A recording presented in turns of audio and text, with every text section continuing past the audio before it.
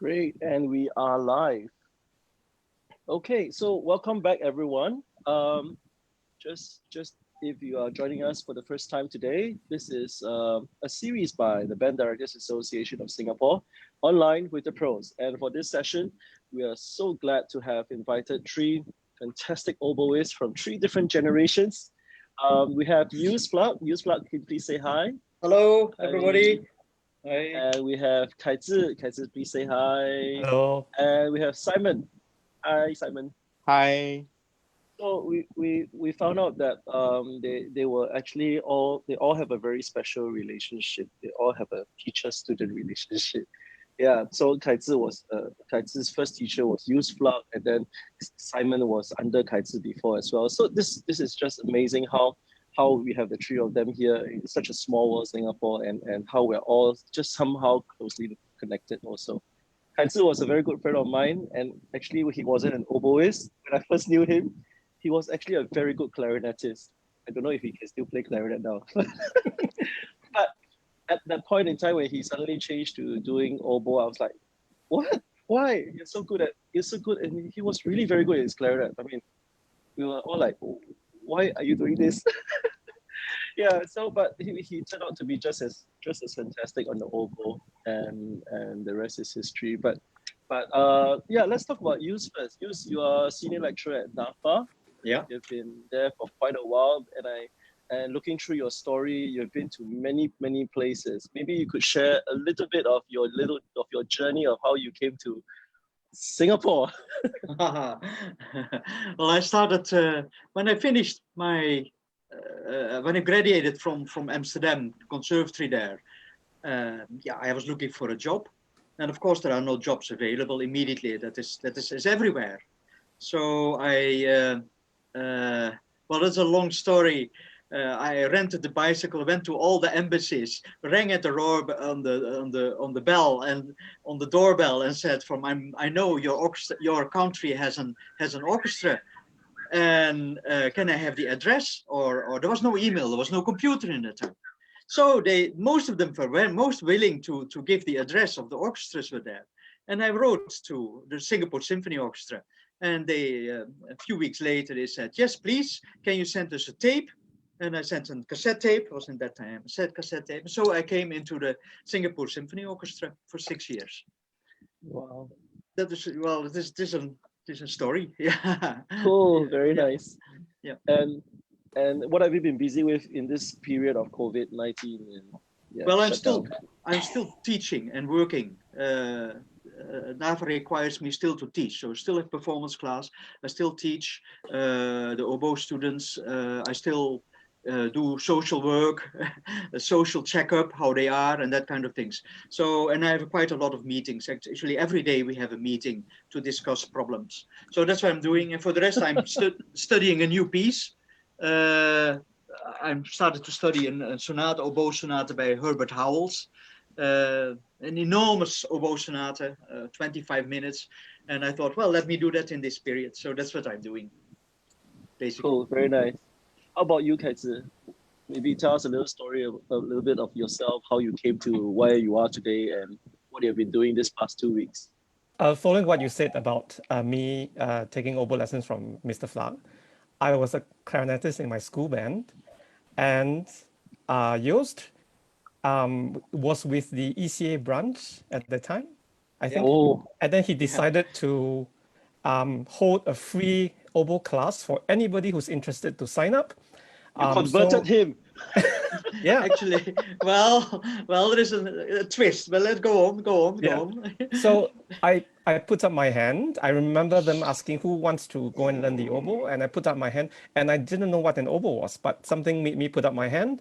They found the old oboe in the cupboard, and off I went every Thursday morning, I think at ECA branch, and that's how I got to meet Joost. But there were several years then I played both clarinet and oboe, and I kept thinking which one to do. Clarinet I've been playing for a number of years. I'm more comfortable, but I had a fantastic teacher in Joost, so maybe I should go with a fresh start. And eventually I settled on the oboe, so that's how I got started. Wait, did you say lessons Thursday morning? Yes, we were PM session at the time.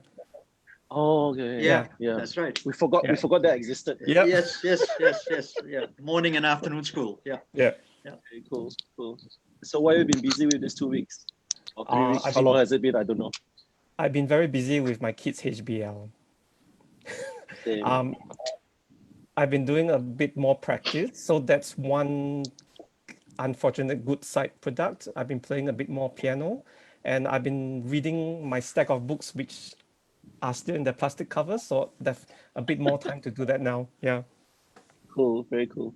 And of course, we have Simon Lee, who is one of Singapore's youngest and most promising oboists, who is currently working in Sichuan Symphony. Hi, Simon. Share Hello. with us, how you came to where you are and what you're doing these few days. Okay, I'll try to keep it as short as I can. So I started off playing the saxophone in my school band for a year. Another conversion. Yes, but it Yus, wasn't you played the voluntary. tuba, right? Yus, I'm sure you started with the tuba, right? Yes. Sure. Okay, Sorry, so Simon. so after a year, my band instructor back then decided to switch me over to the oboe. And back then, I didn't know what was the oboe lah. So I thought it was a tuba because it was the same, right? 4 letters. So I was ready to start playing the tuba, and then they redirected me and showed me the instrument. And when I was looking at it, I was like, oh, it's a spoiled clarinet. It looked like a spoiled clarinet. And I really disliked how it looked back then lah. So I was thinking, oh, why do you pass me this instrument? And then okay, and during my time, right, I didn't have access to the internet because I had a very strict family who wouldn't allow me to use a computer. So I didn't know how it should sound like and everything. So I just fiddle around with it lah. And then I was playing the oboe on and off until I went to poly band, and that's where I treated it more seriously because through poly I met someone who brought me to the Philharmonic Youth Wings. And then from Philharmonic Youth Wings, I met Kaiji. Yeah. And that was where we met as well, right? That's right. That's where I met you, Adrian. Yeah. Yeah. And then Kaiji started bringing me around to play in different places and stuff. So I'm very grateful for that. And then somewhere in the middle, I met Yost when he was a guest conductor in the Singapore Wind Symphony, I think.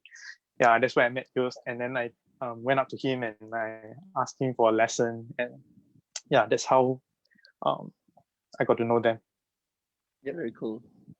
Yeah. So I mean, okay. So the purpose of today's session is really we had a list of questions from a lot of students who had written in to. I mean, oboe. I must say, this is my opinion. I think it's one of the most difficult instruments in the band. It's one of the most troublesome, and in a way, most problematic because, unlike for many keyboardists, I mean, I think the people who have it in a way easiest are the piano players because whatever they play, at least it sounds decent. For us wind instruments, the first sound is always it takes quite a while. It takes quite a while before it becomes a good sound. And oboes, I think, take a longer period most of the time, based on my experience. I mean, all my young, fresh beginner oboes always take a long time before they sound decent. But it's worthwhile. It's always a very worthwhile journey. And at the end of the day, when they can play, it's such a beautiful sound. But getting there is always so difficult. So maybe today we have some questions to ask the three of you on some tips, on how we can make this process better. So maybe let's talk about warm-ups. There was a question on how do you improve the tonality of your high notes? What do you mean? What is tonality? What does he mean by tonality? Just the tone quality, I suppose. Yeah. Yes, tone quality. Right. Practice. Practice. Next topic. Well, practice long notes, definitely. Long tones. That is with a tuner and just sustain the note very long and that it is in tune and so that your muscles and your breathing muscles strengthen. that there is no shortcut actually for that. I don't know whether everybody agrees with that. I don't know how you're doing it, but yeah. Yeah, Okay. just to add on, I think high notes, I'm thinking altissimo, but I don't know if the person who is asking is thinking of the second octave notes or the high notes. And primarily, I think maybe that's not so much difference, but you can get away with sounding more decent on the middle range, as opposed to the high notes, which need a little bit more strength, a little bit more control, than the middle range notes. So I think the approach is maybe not so different, but you have to keep going on at it. And everything has to work in a nice package. The instruments have to work. The reed has to vibrate. The reed has to work. Because the high notes are at the extreme end of the instrument. So definitely when one factor doesn't work, you hear the problems come out more clearly in the extreme notes, both at the bottom and at the top. But I think the approach has to be the same. You practice your long tones, you have to do it with good intent, how you want it to sound. Yeah, the fundamentals are important. Okay. Can I add? Cool. Can I add? Yeah, well, Simon, you go first. Simon, you go first. Okay, so on top of what Joost and Kaiser said, I think the very first, the most important thing for me is breathing, your breath, because I think the air how you direct air, how you channel air into the instrument is very important. I mean, it's very important to have to develop very good muscles in your lips and stuff like that. But most importantly, you must know how to make use of your air control, and it goes hand in hand. Your embouchure, your air speed. You cannot use just one type of air for all the registers. So, for example, for high notes, usually there's a misconception that you have to bite, but I don't think you have to bite. Because it's just about directing your air, and your aperture is slightly different from playing low notes. Yeah, can I just add in? Maybe don't think of high notes like a separate entity. So let's say you play a G major, low G to high G. Then you aim for a good high A, and you just keep pushing they don't belong in a separate, suddenly a new chapter of the oboe. And then if you play A, then you add in a B flat.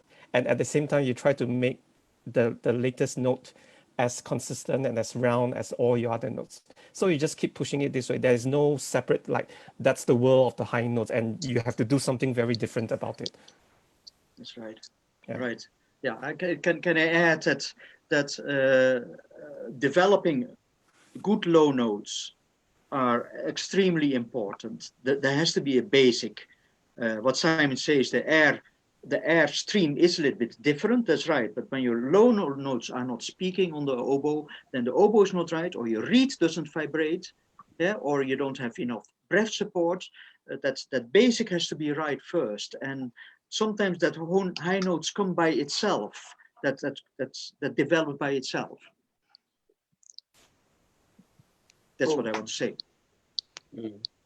I guess we have some other questions that, for example, how to strengthen your embouchure, how to improve your tone, any tips on how to listen to your own tone, and if you have lost touch for a long time, what are the practices that you can do to restart your playing? I guess this all falls under what you just said in terms of practicing and working with your air speeds and stuff like that. Is there anything else you would like to add?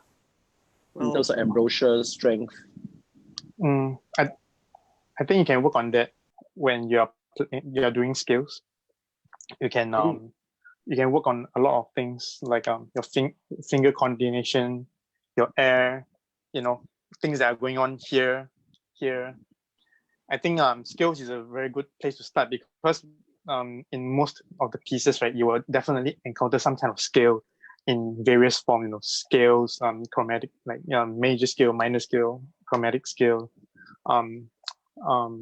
arpeggios in thirds, in fourths, So I think doing as many skills as possible. It helps you with your playing. For most students, skills, when you say the word skills, it's always like, oh, that kind of thing. Yeah. Groans will come out. I always say skills are like vegetables. You don't like them, but you have to eat them. Yeah. But how do you make skills fun? How can we make skills practicing more fun? I mean, this is applicable for everyone. I used to hate skills so much until I went to university, actually. When I did studied music, because I was in poly, and then I went to army. To me, doing skills is probably at the bottom of my list. So the thing is, when I went to school, and I met my teacher there, Rachel Walker, and then she always enforced, we always have to do a lot of scales, and when I was practicing, initially, when I was taking lessons with another teacher, before when I was in poly, I got yelled at every lesson because I just didn't prepare well enough, and I just anything but skills. I just wanted to avoid playing skill, and then one day I just decided, okay, let me try to do this properly and see how it goes. And then as I started to practice, and I just practiced a little every day, and then I slowly increased the dosage. And then I found it quite addictive, actually. I practice it a lot more than my pieces, actually. So I realized that the more I do skills, the lesser my concerns are on my pieces, because it'll be somehow be covered in my skills. So up till now, especially these 2 weeks staying at home, I've been doing a lot of skills, and thanks to a euphonium player, Kang Chun Ming, of all people, a euphonium player, he posted a skill challenge online. Woo, yeah, and then I thought to myself, okay, maybe it's time to start practicing again. So I spent these 2 weeks practicing a lot of skills, and it's very satisfying. I really, and I feel that the more I practice, the better I am. The better I am, the more I enjoy playing on my instrument. Yeah. Well, you know what? We should just cut this clip out and blast it out to why you should practice skills. What about the other two? How do you have anything to add on for skills? Well, I never understand why you can practice skills together. Then you can make it in canon, or you can make it in parallel fourths or parallel fifths, or you can make country motion. If you do that together with somebody else, then it becomes so much more fun, I would say. And you can also add, we are so stuck with the Euroclassical major and minor scale. Why not a whole tone scale? So that you teach the students what are whole steps. So we always teach whole step, half step, whole step, half step, whatever. So you have to, students have to learn to play with it. And you can, if you do that together or with 2 or 3 people, I think it can be so much more fun. And it is fun if you do that well. That is my advice. Don't practice scales alone. Of course, you have to do that alone, but also do it together with 2 people or 3 people, and make a little bit of composition out of it, and be creative with it, so that it becomes fun. I must agree on this, because the first time where I took skills seriously was on euphonium. I play euphonium. Was when I was in national service, because we were in the training wing at a point in time, SAF band training wing, and we kind of had a lot of time, free time. So we just, me and my friend, we were just, hey, let's just do long tones and scales, everything, all kinds of scales. And I must say that was the time where I can feel that my playing suddenly got better, so much faster. Yeah, before that I was just really just normal and average. But after the skills training, I realized I was much faster on everything else. Like what Simon shared, the pieces became easier. Everything just became easier for some reason. Yeah, I believe. Yeah. Yeah. But you did that together. I did it with a friend. Yeah, and that was what made time pass faster. Yeah. Yeah. Right. And yeah, you're right. One of the So- experiences with working with students is also, even if they don't like to practice scales, sometimes when you go through pieces with them, you can definitely find scalic figures in thirds, in fourths, arpeggios, bits and pieces of scales. And then you tell them, look, you could do that so well because you have been practicing your scales, you know, especially those in difficult keys. So if you take care of your ABCs or your basic arithmetic maths, then you can go on to more difficult topics. And then it's sort of like a self, you know, oh yeah, I could do that because I had been practicing my skills. Like what Adrian alluded to, you know, you realize that the skills helped. And that itself, I think, is quite rewarding to inspire, you know, the students further on. Yeah. Yeah. Cool. Let's talk about maintenance. I mean, how do you maintain your oboe? Maybe you could share. Well, okay, shall I start? Yes, please. Dry the oboe always after you have practiced. Water is not good at all for the cork, for the pads, for anything. So if you have practiced, keep the oboe dry. Put it back in the case dry. And that is very, very important. Even when there is water in your octave key or whatever key, at the end, I show you, I put little piece of cigarette paper there, so that the cork will be dry when I put it back into the case. That is very important, because when cork comes into contact with water, initially it's not such a big problem, but at the end of the day it will deteriorate and a leak will occur. So it is very important that you keep the instrument dry. That's what I can say. And yeah, especially when you're in an aircon and there is a draft, that is very bad actually for oboe, but you have no choice sometimes. Yep. What about the rest? Like what you said, you dry the inside, and an extra step I do is to just take a piece of cloth and just wipe down, because I think our hands have oils and chemicals, perspiration. In the long run, I think it's not so good. So it's always good to just, not to make it shiny, but just to have a wipe down. The oboe is mechanically very complicated. A lot of moving parts, more than its woodwind counterparts. So I think it's always good to have your oboe serviced once in a while by someone who knows what they're doing. Yeah, it's, other than that, actually, it's not. Oh yes, another thing. Where you play your oboe is also important. Humidity is not good for wind instruments.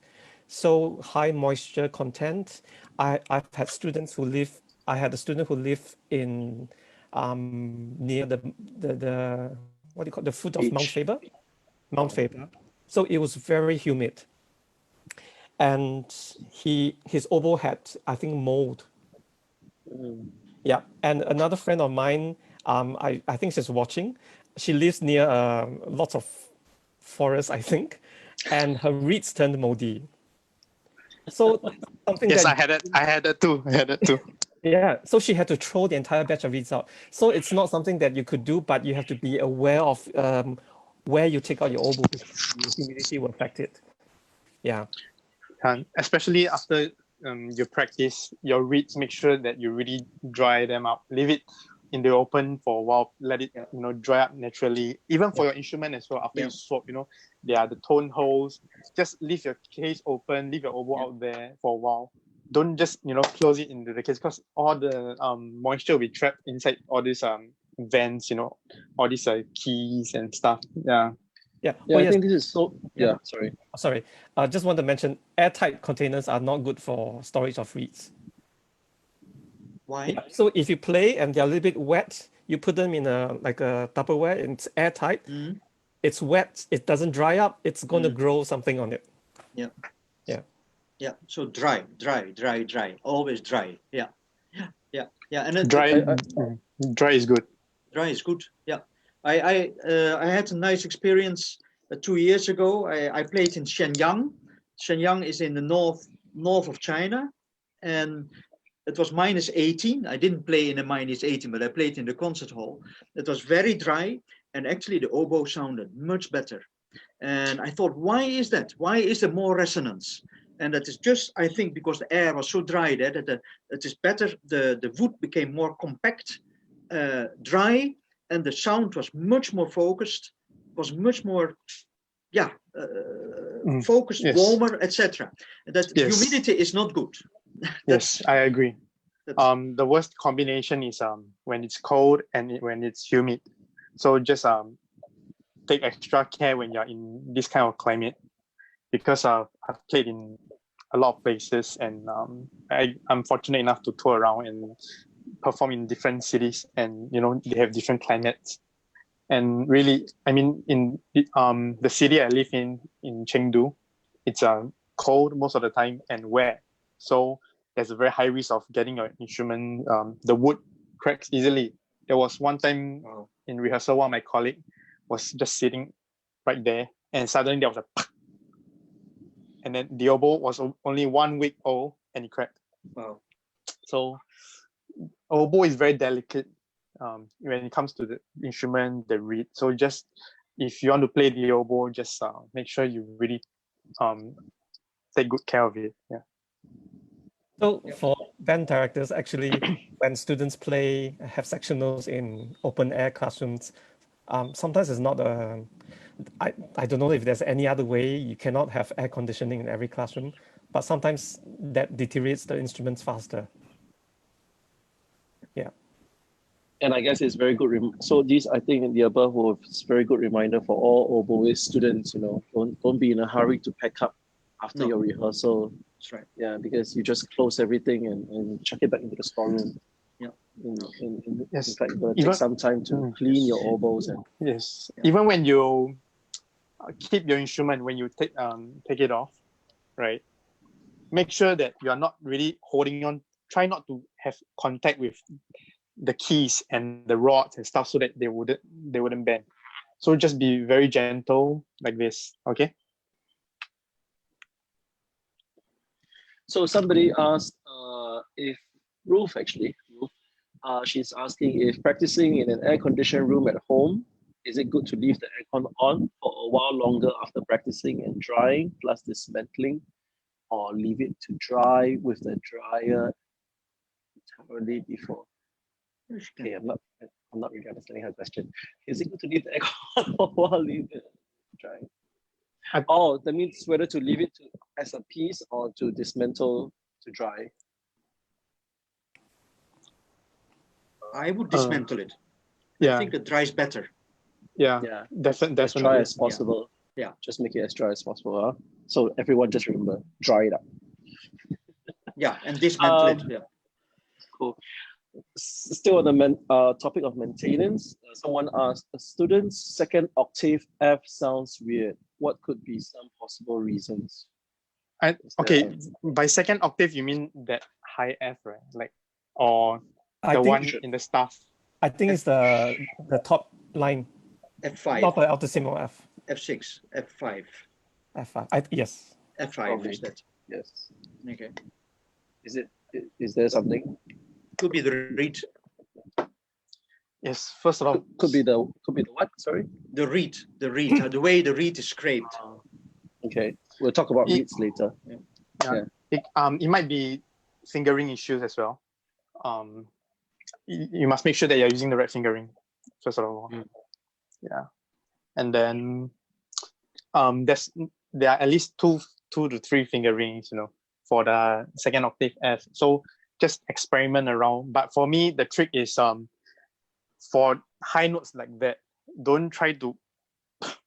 People usually over compensate and give too much air. You just have to give the right amount of air, and you don't have to be loud. Just think of it as like your mid range. Is part of that whole range of the instrument. It's not just like high notes is high notes. Low note is low note. try to make it as homogeneous. Yeah. Since you mentioned about fingering, there was a question about fingering. How do you change the fingering smoothly from C to A and A to C? Is there Practice. Yeah. I think you have to practice your whole life then. yeah. I've actually not it's interesting because I remembered when I had my first lesson with Yost that at the end of the lesson he mentioned this interval. He said take care of your A's to C, you know. And I thought that I didn't really pay much attention, and then that's where I realized, oh, actually there can potentially sorry, Essentially. you can potentially be a problem. Yeah. So not just A to C's. I think for oboe players, right? C to D's, C to D, C to D flat, B to C sharp. I think these are very good intervals to practice because it's between a very open, very little between little fingers, full hole to half hole and fully covered. So I think Crossing the break. yes, it's like there's a bit of a break. So yes, linking it up together. So and then in arpeggios like B flat to D, A to C sharp. I think all these are very important intervals to practice. Right. So let's move on to reeds. There was a question by Esther on reeds. Are there any tips if we buy oboe reeds from a shop and it doesn't work quite properly, or with reeds that were previously adjusted but left aside for some time before using? And for example, in this band, they probably don't have a oboe tutor. So what can we do? What can the student do if they have reeds that don't work so well for them? Well, you go, Kaitsu. Okay. Kaiser. Can I just say first? Yeah. We are not immune to that. When we buy 10 reeds, we are going to get some that are not good. Not because the reed maker isn't any good, but because there are lots of things in reed making that one cannot control. Yeah. So when you buy reeds without trying, even after you tried, the reeds may change. You cannot guarantee that every one reed that you buy will work. And I understand that reeds are not cheap. And often students will say, can you give me a good one? You know? Like going to the market, Yeah, it's... 我要好的，高价耶。 Sometimes reeds you try at the shop and then after a week you realize it doesn't work, it closes up, it becomes too soft. There are some reeds that are really hard at first and then you avoid it, but they may turn out to be the best thing you ever buy. Yes. Actually, maybe one good rule is to have many more reeds that you can choose from. Yeah. Yeah. For me, from another point of view, right? It's on my side. It's limit your choices. So it's very difficult to choose your reeds if you have 10 reeds and you have to choose maybe 2. But it's much easier if you have maybe 4 or 5 reeds and you have to choose 1 or 2. It's much easier, makes your life it just get it over and done with. Because I feel that for example, I used to buy my reeds in batches of 10. So I realized that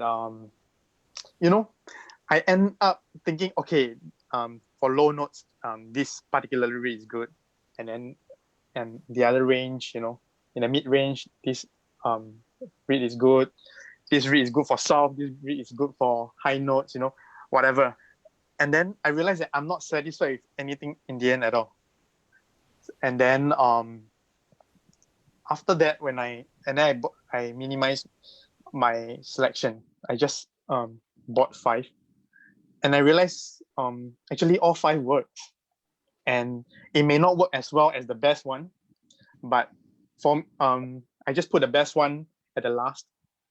And then I just use the ones that I think they are not so great. But in the end, they become my best reeds. Yeah. Yeah. So what Simon says, he has developed a system And I think that is important, that you put the best reeds on the left side or on the right side, that you remember what a reed does, and that you develop a system in your little case. And I think that is very important. That's Cool.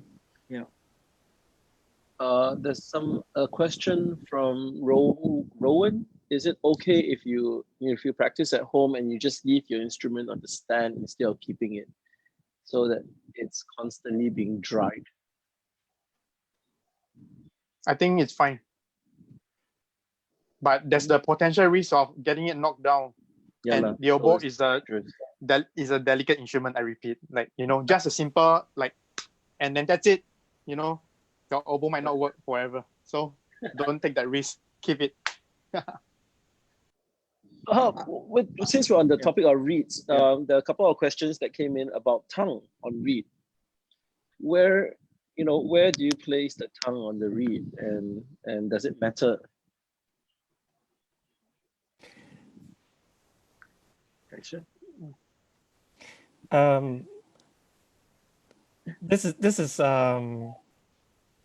This is something I have not actually given a lot of thought when I was learning the oboe.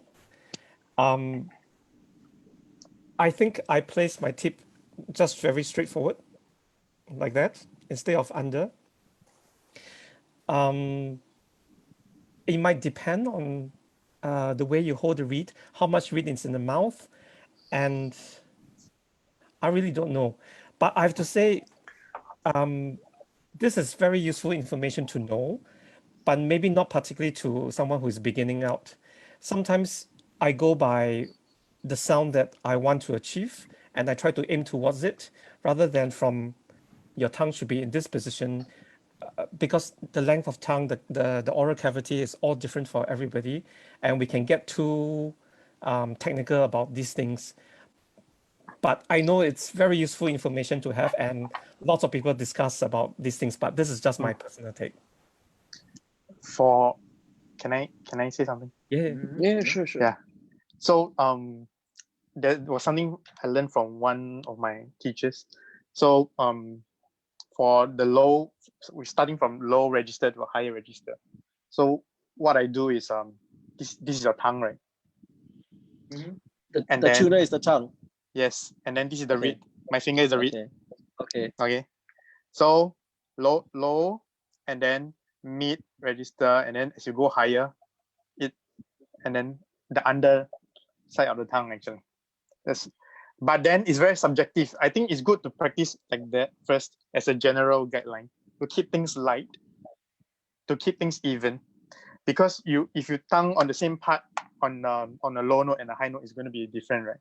So you can explore. What you can do is explore. So for me back then, what I did was like this. As I go higher, I use the underside and the low, this part of my tongue, and then just like that. But of course, it's not practical if you are playing things with huge intervals. It doesn't mean that your tongue have to go like this, right?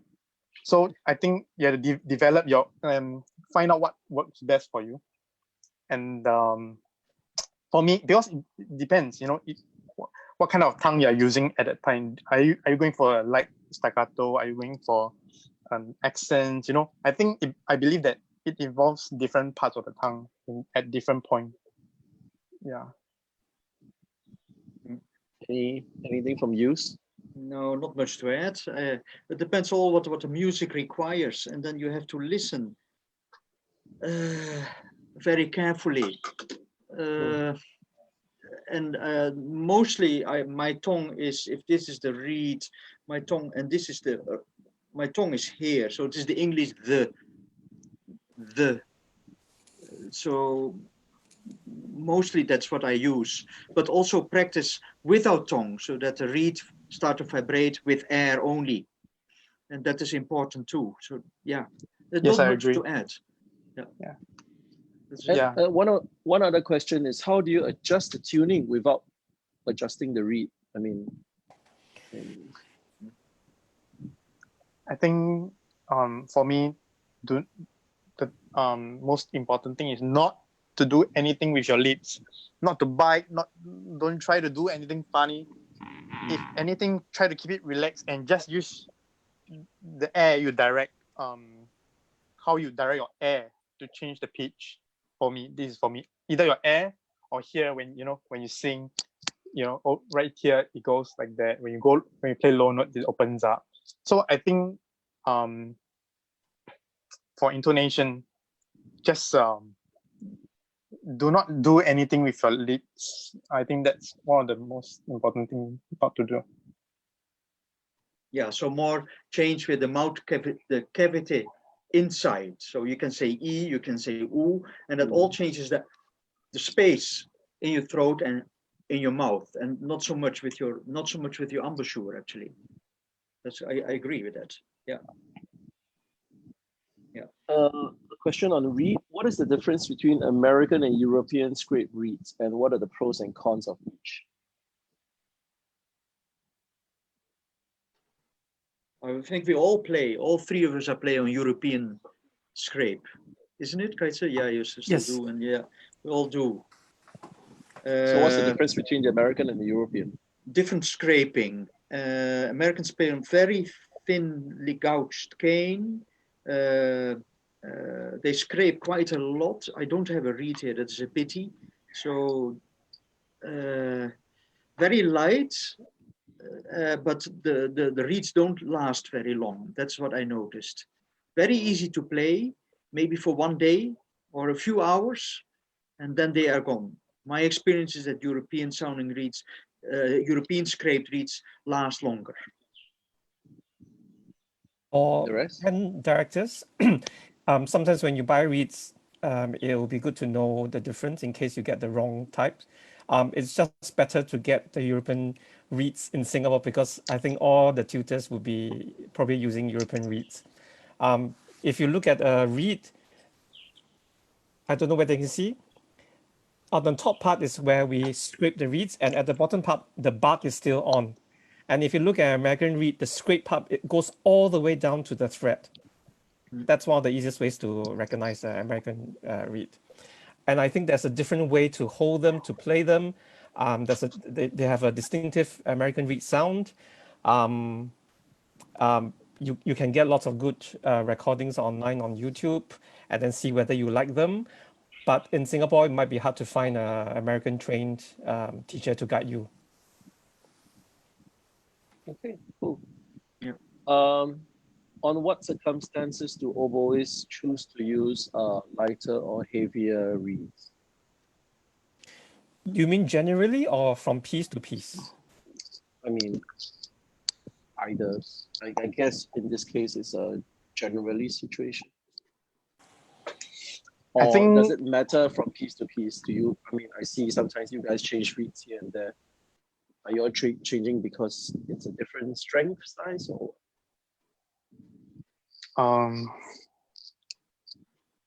I have some thoughts about it, but does you want to or No, guys want yeah. to share? No, go ahead.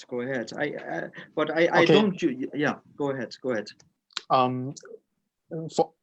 For me personally, I use pretty much the same strength.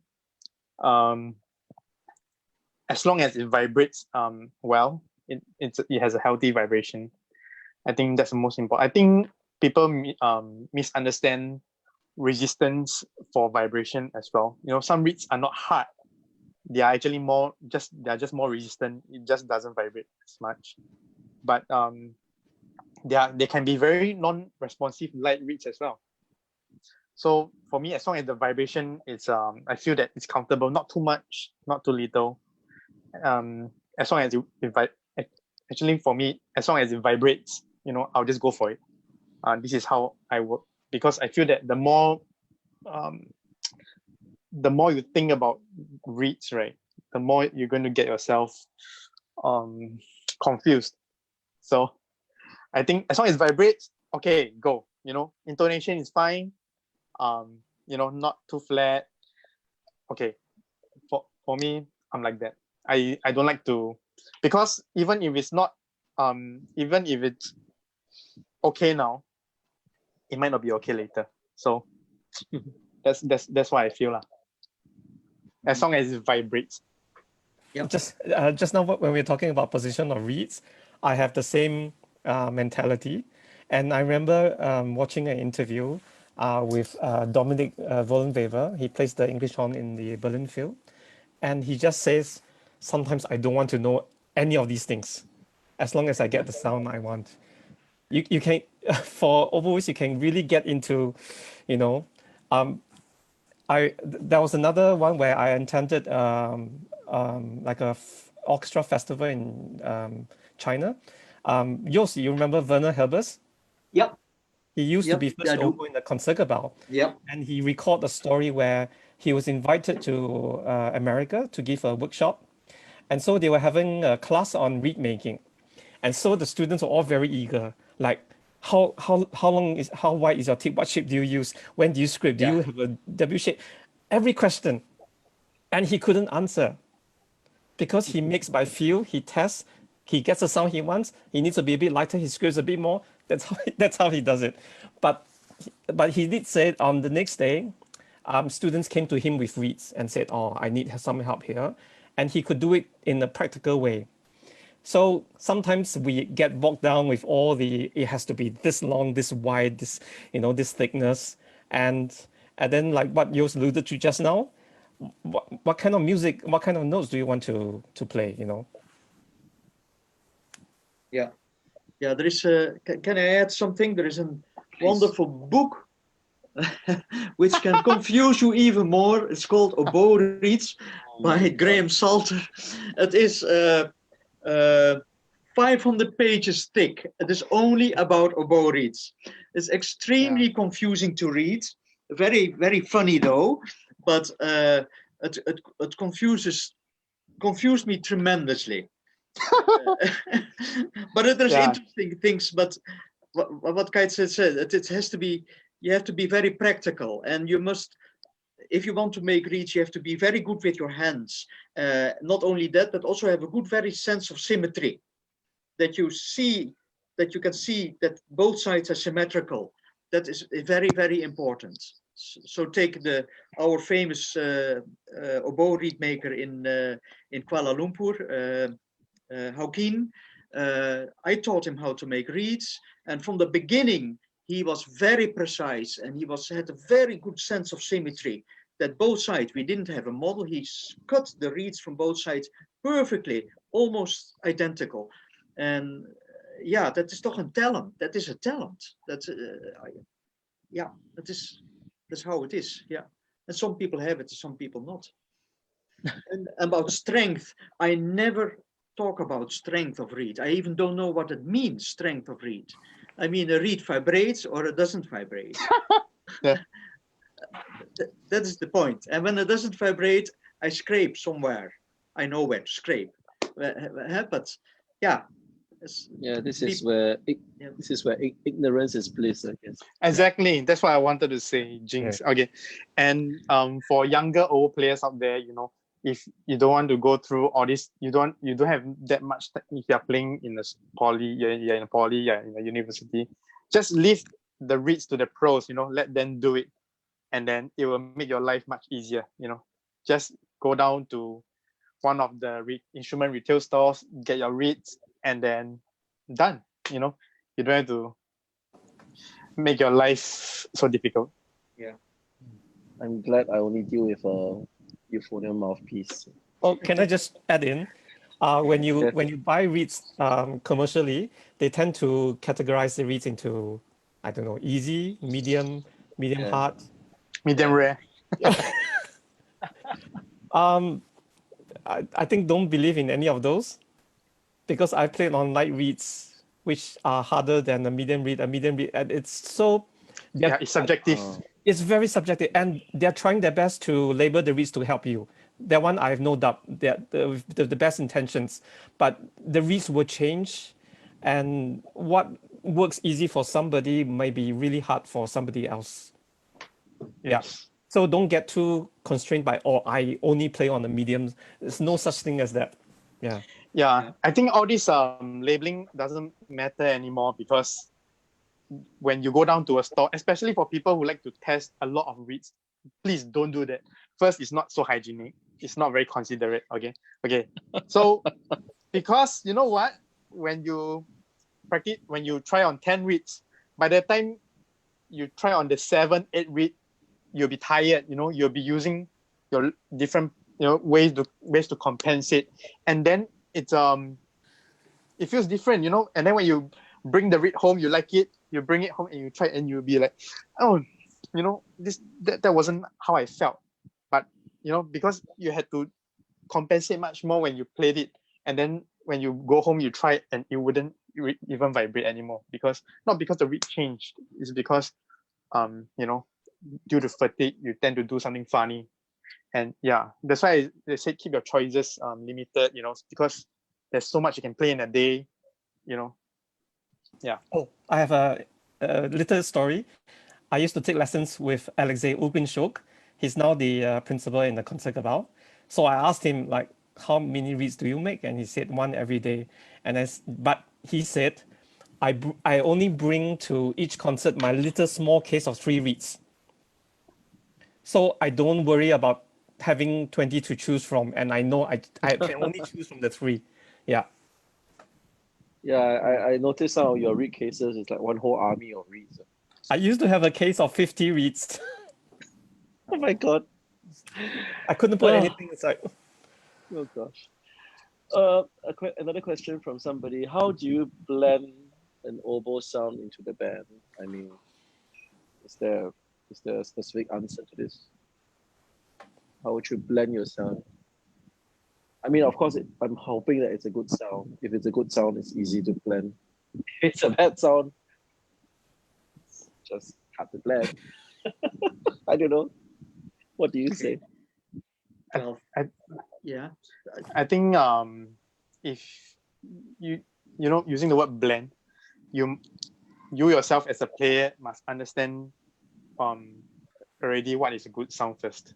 Establish what a good sound is. So I think you can listen to a lot of recordings today on YouTube and stuff, on online resources. They are free. Listen to a lot of good sound people make, and then focus on developing on yourself first, getting a good sound, a good rock solid fundamental, and then you talk about blending. I think it comes from you first, because right now maybe you don't have the skill set to make a nice sound. How are you going to blend with other people? Yeah, and take care that first of all it is in tune. First in tune, and then when you play, for example, the flute, that you're able to listen to the flute player. If you can't hear the flute player, you are too loud. You yourself is too loud. That's in fact the only way to balance different instruments. If you can't hear your neighbor anymore, you are too loud, because you have to be able to listen to the person who sits next to you. So just play softer. If you feel that you stick out, play softer. But first of all, it has to be in tune. There is no in tune, just in tune, intonation. Yeah, I think good listening can be acquired. So there are people who wouldn't know that they are out of tune even, So I think listen and play more, be more aware when you're playing. Don't just play and not open up your ears. Listen, be aware of what you're doing. You might not be very, very sure, but it gets better every day when you concentrate and really want to make it better. Just to add in one thing, this listening thing I find it's really important, and I see no reason why you shouldn't start practicing that even in your warm-ups or your fundamental practice. You listen to yourself very carefully with the tuning and everything, with or without a metronome. If you do your scales with your friends, you listen like you are playing the most serious chamber music. You listen, you balance with each other. Am I too loud, too soft? Are we matching? That kind of thing starts right from the warm-ups. It's not a separate thing. Yeah. Okay, so this is another question that just came in. What do you have any tips for double tonguing? That's a very generic question. Yeah. From your student, Yost, from Jasper Go. Oh, from your student as well, Kaiser. Well, then I don't answer because I saw him this morning. I spoke to him this morning. Okay, so let's just ignore him. Jasper, just go to use. Okay, but okay, so I guess this is to Kai Zhi, there's this fan of yours, Jia Hui. He or she, I think it's a she, watched a few concerts live and noticed that you play very lyrically and musically. Any tips and what goes through your mind when it comes to musicality and phrase shaping? I guess this is to everyone as well. Wow, thanks, Jiao Hui.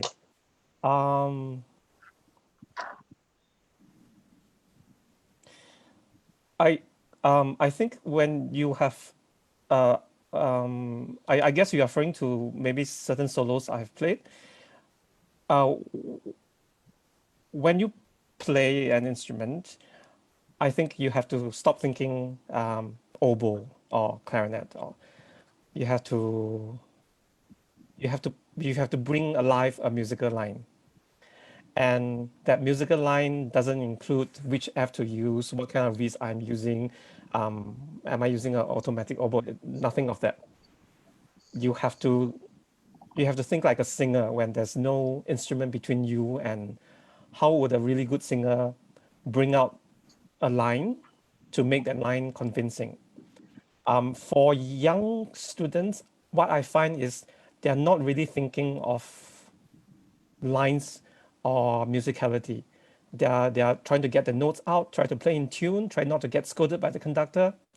Therefore, sometimes what they're playing, they're not thinking about it. And I tell try my not to sound bad. stay out of the way. Yeah, because one sound bad, it's like Yeah, so I tell students, every note that you play, even if it's a long note in the background, you have to do it with a purpose. How does it fit with everybody else? How does it fit even if you're playing with just a pianist? Every line has to, these notes are part of what you use to tell a story. So that solo has to be, I'm going to give you a rather crass example. Sometimes we see musicians playing and they look very expressive. They're moving and the eyebrows are fluttering. Snake charmer. Yeah, but if you switch off the video and you listen to it, the sound is, it doesn't do anything. So if you can maybe imagine that, switch off the video, switch off the visuals, like what they say about people who give speeches, right? Turn off the video, turn off the audio and watch their body language. This one is the opposite. You turn off the video, you watch the sound that they make. How did they start? You don't play any notes without any intent of going somewhere or going back somewhere. What are the lengths of articulation? Why did he phrase it this way? And when the melody comes back, is it the same way or is it more intense? And so there's a million and one infinite factors, but you have to know what you want to do with it. Yeah, so I think listen a lot, listen to how other musicians tell their stories, and then see how you can use the tools that you have to tell your own story. So changing color, using vibrato, lots of ups and downs, that kind of thing. Yeah, that's a start. Yeah. Yeah. Anybody else? oh, there's I a think we new can- question. Yeah, I think we can move. Yeah. Is there a right or wrong ambrosia?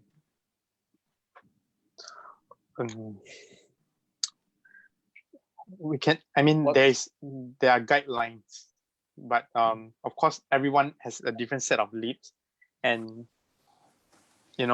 for me, you can observe the general guidelines, and I mean, how wrong can you get when you think about ambrosia? Unless you're playing like Yeah, that. Right? yeah. I don't know. I don't know. Well, unless you play Right, sideways. No, even if for me, it's as long as it works, you're comfortable with it. Nobody can tell you what is right, what is wrong, But of course, you don't do it for the purpose of trying to be different. That's a very wrong mindset. It's when you play and then you slowly discover that, okay, yes, that this works best for you. I think the most important thing is to look for ease, you know. So where you can play with the least amount of efforts, and just don't, that makes you not bite, you know, after a prolonged period of playing. I think that is something you should look for. But nobody should tell you that, oh, your embouchure is too this, too that. Okay, of course, if something goes wrong, yes, people can tell you, okay, maybe there's too much E, too much O, whatever. But if you sound fine and your embouchure looks weird or whatever, I mean, for me, it doesn't matter that much for me. Yeah, I don't know about Kaitze and Yost. Yost? Yeah, that's true. There is no right or wrong, as long as it feels comfortable for yourself, and you can create music. And I come back a little bit to what Kaitze said. I totally agree. We have been disconnecting so often, learning and playing an instrument with the development of musicality. I mean, what is music and what is an instrument? And from all the questions we get, all people fall back on the technical aspect of oboe playing. But at the end of the day, whether you play flute, oboe, or clarinet, it all comes back from how do you make the phrase alive? How do you make the music alive? And it is sometimes very good also if you play flute etudes on an oboe, or you play clarinet solos on an oboe, and that is very healthy. And then you start to realize from, yeah, it is just a tube, and whether a tube is clarinet or it is the music, make the music alive. That is where it is going about. And sometimes we have disconnected that, and I find that a bit pity. There's a question that just came in from Shirley. What are the common injuries or aches that oboe players might have? How do you identify when it's happening, and how do you prevent them? What are the common injuries that oboe players will get? I think a lot of a substantial amount of injuries comes from too much tension. So that's why in the beginning, when you learn the instrument, it's very important to talk about posture, about hand positions, about, you know, not lifting it too high and stuff like that. Try to eliminate as much tension as possible on your shoulder, on your elbow, you know, and even when you breathe as well. And there's a very common problem with beginners where when they play, they get dizzy, you know. And yeah, for me, it's that means that forcing already. I think I think a lot of people has this stereotype that oboe players are always constipated, you know, like that. But it's not true, you know. It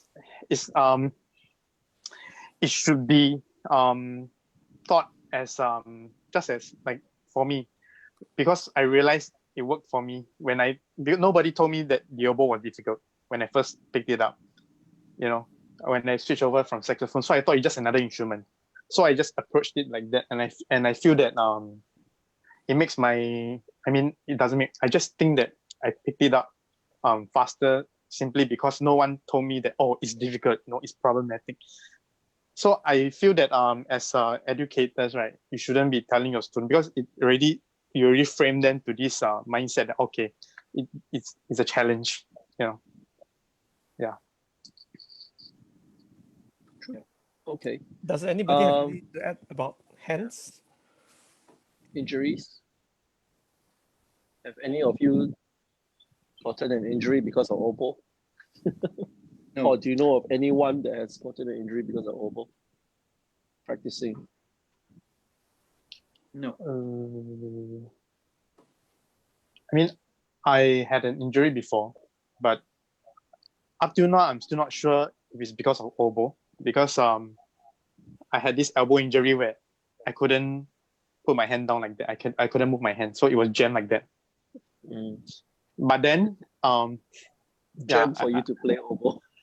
Yeah. So but I could play the instrument still. I had an injury, and then I don't know, it's because it's oboe related, or it just happened around this area. I don't know. Okay.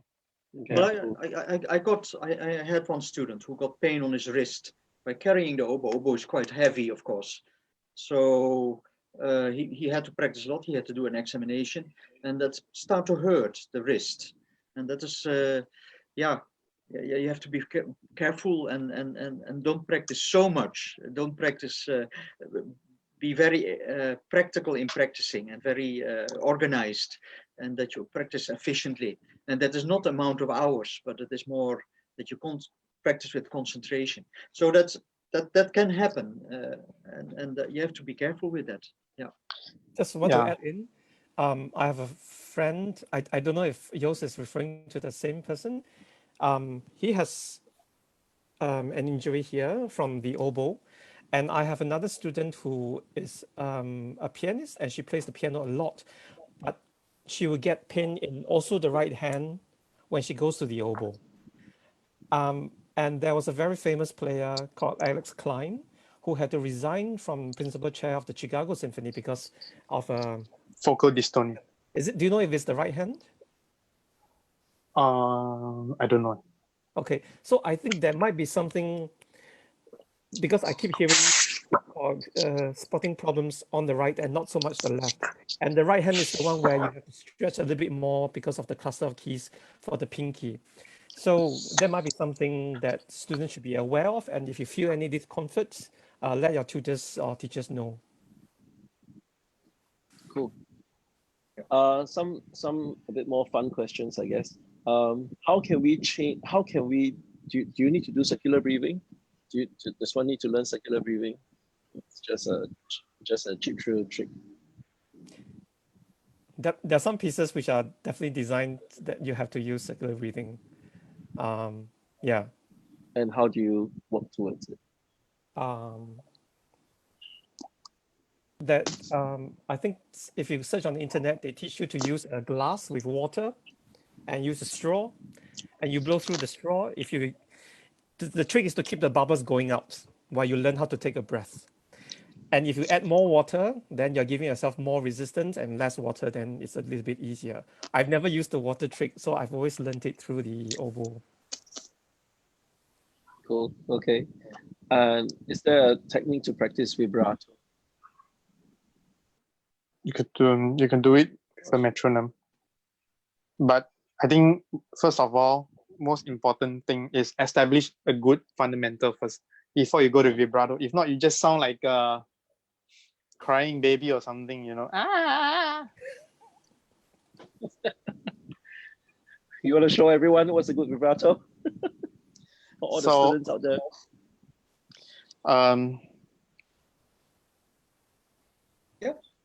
Yeah, show them how you practice practice a vibrato. We have a bit of time left. Yeah, can do this. Okay, quick.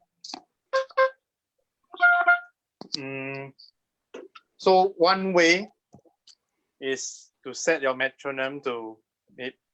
I mean, for me, I practice on metronome first. And so you set it to 60. Can you hear the?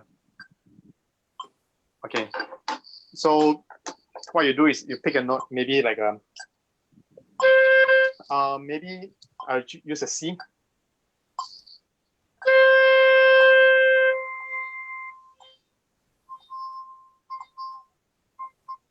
And then I think you have to sit further back. We can't hear the you're playing. Okay. Or maybe don't point towards the mic. Can you hear?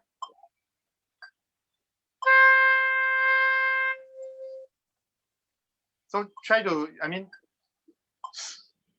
so what I'm doing is altering the S with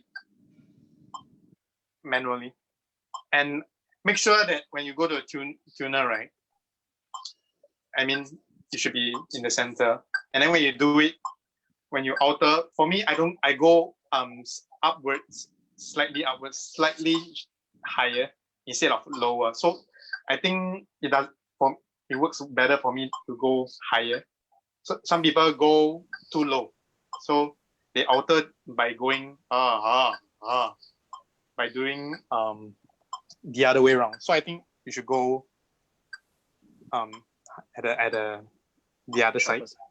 Yes, and then you can do So you can practice singing it first. Right, and then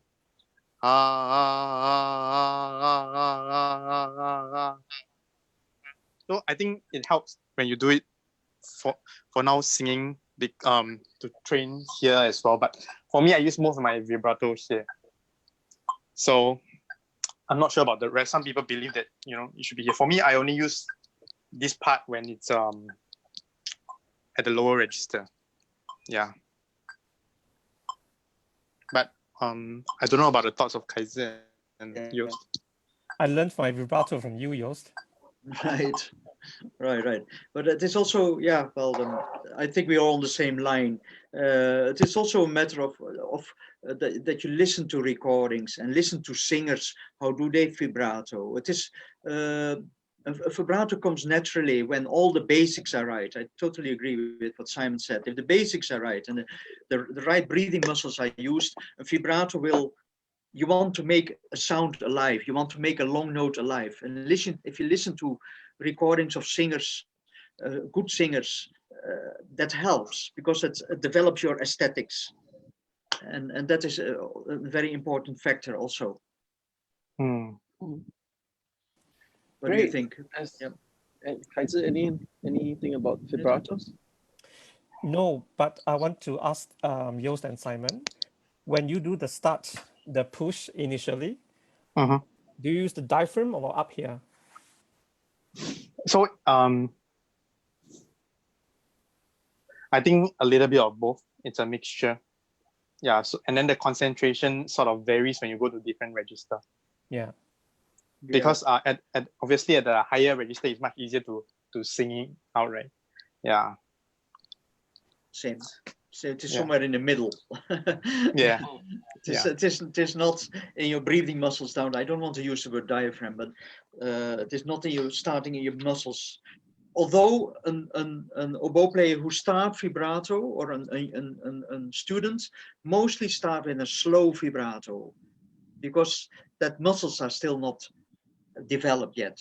And when the muscles becoming more solid, more strength, they're becoming stronger, the vibrato also start to become a little bit faster. Yeah. It is a slow process, but it will come if you have the basics right. Yeah. So I want to add on that so I demonstrated just doing per beat because I don't really want to encourage people doing so quickly, don't rush into it. Just get a solid beat first before you add on. And then because I feel that some people they watch demonstration videos where they obviously had to sum everything up very shortly. That's why they showed you everything. But I think it's very important that you get it rock solid. Good fundamentals, guys. Good fundamentals. Yeah. Cool. Thank you, guys. And I think with that we are reaching the end of our session. Before we close off today, do you have anything to say to our young aspiring oboists any last words for them? Yeah. Maybe we start with Simon. Okay. Start with the youngest, right? Yeah. So make sure when you practice, you're practicing with a clear mind. So don't be distracted. And I mean, it's very easy to say, keep your goals, understand your goals when you walk inside, this is what you want to achieve when you get out. But for me, it's do a balance, doing what you like. So you must understand that you have to do certain routines before you can get better. So a little bit of everything, include your scales, definitely, your long tones, your studies, your etudes, and your pieces, the pieces you like to play. And there's a balance between the pieces you like to play and the pieces you have to play, to get better. So I think you don't have to do everything, by today you have to do the whole piece, by today you have to do one movement. But just make sure that whenever you practice, just seek to eliminate problems. And at the same time, sing, and enjoy yourselves. You know, even when you're playing scales, even before you start playing, even when you breathe, you are already picturing yourself, you know, singing and going. You know, the moment you start your breath, before you start your breath, you know what you envision, and then you know I think all this contributes to the music you're playing. Cool. Anything from you, Kai? Just let's keep it short. Okay, To finish. just quickly going back to what Adrian said right at the very start, that there's a reputation of the oboe being difficult. I just want to say that I don't think it's more difficult, but you have to know where it is difficult. I think it's difficult to start on the oboe because you need certain strength. And so to the young players of the oboe, don't lose heart. Maybe I'm embarrassed by your sound or embarrassed by a conductor, but your sound, it will come. But you have to be persistent. You have to be disciplined. It just takes a bit more time at the start. And then I promise you it becomes easier after that. Yeah. Yeah, have some courage, guys. Use? Yeah, well, a lot have been said. I say to young oboe players, go to concerts, learn to listen, close your eyes and ask yourself, why does, what do I hear actually? What do I hear? Why is that sound so beautiful? That in the first, learn to listen. So don't be always visually inclined, just listen, use your ears. And secondly, make practicing fun. Do everything to make practicing fun, because if you have fun, you have no problem with discipline, because you like to do it. Very simple. So be creative in your practicing, and it will be fun. And you will practice. And with that, I'd like to thank all three of you. Thank you very much. Thank you, Adrian. Thank you For very much. all our Facebook audience, if you have not liked our Facebook page, the Band Directors Association Singapore page, please press likes and subscribe now, so to be kept updated to all our future projects and events.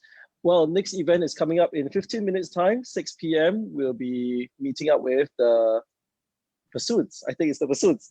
Yes. So Oh no. Thank you, everyone. Bye-bye. All right. Goodbye. Goodbye, everybody. Bye. Bye. Thanks, And take Adrian. care. And take care. Bye-bye.